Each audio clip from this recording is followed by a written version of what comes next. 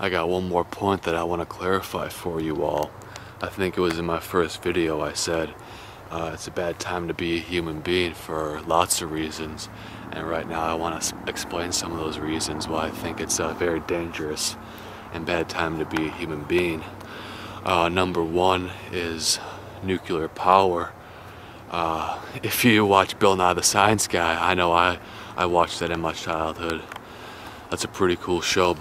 If you go on YouTube, you can type in Bill Nye, probably Bill Nye Science Guy, nuclear power. He really does a whole special talking about nuclear power from both views, and then he ultimately decides that it's very dangerous, and the nuclear waste that is left over from nuclear power is really impossible to store and keep safe on a massive scale because we're producing so much. Like, he talks about how we were gonna put it all in one big mountain. We had this huge mountain we were digging a cave in to put all of our nuclear waste, and that was supposedly like the best thing to do. Is like, well, nuclear power is great because we can put all the waste here and we're fine. And then eventually that whole mountain got shut down, or like they decided not to use it because it was too damp or something. And think of all the money and all the time and the effort that was used on making that place ready for nuclear waste, and now it's just wasted. Reason number one why it's bad to be a human right now is nuclear power, and nothing illustrates that more than what's happening in Japan. I mean, I already talked about that before. I didn't really want to get into that because it makes me extremely sad and extremely infuriated that that's happening to the people of Japan. So, yeah, reason number one is nuclear power. And the worst thing about nuclear power, which this will probably never happen, hopefully in our lifetime, but there's lots of scientific evidence that if a solar flare hits us just right, the electromagnetic pulse, EMP, the EMP pulse that hits us could kind of shut down the grid. And what an EMP pulse does is it kind of like shorts out electronics, I think, or something. It kind of stops all electricity from doing what we tell it to do. You know, the way we control electricity is very,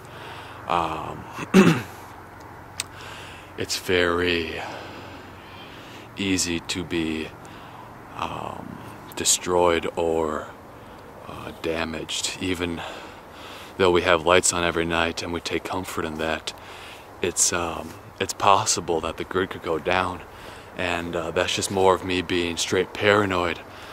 And I hope it never happens. The probability is that it won't happen, but just the sheer possibility that it could happen kind of scares me. And why it scares me is because if that solar flare EMP pulse hits us, the cooling systems of these nuclear power plants will no longer be able to cool the cores. And when that happens, the core basically melts down, and that's when you have a Fukushima. And that's probably the worst thing that could ever happen, is a massive shutdown of the cooling of the reactors of the nuclear power plants. That's really something that I can't imagine. I don't think anyone really imagines, because it's such a gigantic scale of radiation and misery that I think that a lot of us just don't believe that, or we put in the back of our minds because we don't want to envision or think about that kind of suffering. So yeah, nuclear power scares me, man. We don't need that. First of all, it's like less than 20% of our power. We can expand other things, other ways of getting power that will not have a possibility of shooting radiation into the earth and the creatures of the earth. That's what really scares me about nuclear power, and not to mention the whole nuclear waste. But yeah, I mean, if you don't believe me, just go to Bill Nye Science Guy. He lays it out for you, and he's a lot more knowledgeable than me, so check that out. The reason number two why it's bad to be human right now is the simple fact that we have countless biological weapons stored in these military facilities. I was watching a show on when I had my last job. I worked as a, I don't really want to tell too much about myself actually, so anyway, I was watching this show. Well, I'll tell you, I worked as an EMT, emergency medical technician. Basically, you just ride on the ambulance, and when people call 911, we're the people that show up. And I was on call, just chilling, watching this show, and it was about, I don't remember the exact name. It's coming to me. Ebola. They were talking about the Ebola virus. Ebola virus. And basically, pretty scary. It just makes you bleed from all your orifices, and you're dead within like 72 hours or something.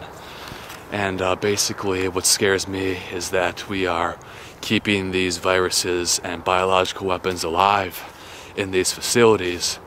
And if one of them were to break out or leak out or be let out on purpose for any reason, the amount of human suffering would really be on the scale of nothing that we've ever seen. And I'm not diminishing all the suffering of the previous centuries, but can you imagine an epidemic, a pandemic of a extremely contagious biological weapon let loose on the world? I mean, if that gets into one city, everyone in that city has a possibility of getting sick, and then it's just going to spread and spread. And that's what scares me about being alive as a human right now, is that those things are, hopefully not probable, but just the fact that they are possible is what scares me. And like I said before, I'm not scared of death. I'm just scared of the humanity as a whole. I'm scared of what could happen to us as a collection of life forms and creatures. I don't want the human race to feel that kind of suffering. And most of all, I don't want my loved ones to feel that suffering or to go through those events. So those are really, I guess, the two biggest things that scare me about being a human right now, is just the fact that we control and we have and maintain these nuclear power and biological weapons that are extremely dangerous to the human body and to basically all the life forms of this planet. Because nuclear power, I don't care. I mean, you can say whatever you want about my views. I think we'd be much better off without nuclear power. I think it's unneeded and it's unnatural, and we can find other ways to produce power. We don't need to create all this radiation and all this nuclear waste. I think that's really just serving to allow the possibility of true cataclysmic events of radiation. And like I said, most of these events are highly improbable, which I don't find much comfort in, because they are still possible. And if you think about it, someone could take the whole world hostage and hold it for ransom if they get their hands on these biological weapons. Because if you unleash that in a populated area, nothing can really stop it. Those viruses and those contagions are going to spread, because that's what they do. That's their purpose. And it's pretty scary that we are maintaining and basically farming and controlling these extremely dangerous forms of virus. And I mean, I'm extremely ignorant on this topic. I'm just kind of talking about what I've learned in my limited experience, so I don't know the exact terms and words, but I think you guys kind of catch my drift, that this stuff is pretty scary. And they have safeguards so these viruses can't get out, but safeguards can be disabled, safeguards can be bypassed. And heaven forbid, I hope that never happens to the human race. I really do. Nothing in the world would make me happier than being a crazy conspiracy theorist or just making this all up. That would make me extremely happy, and I'll be happy for my loved ones and for all of your loved ones.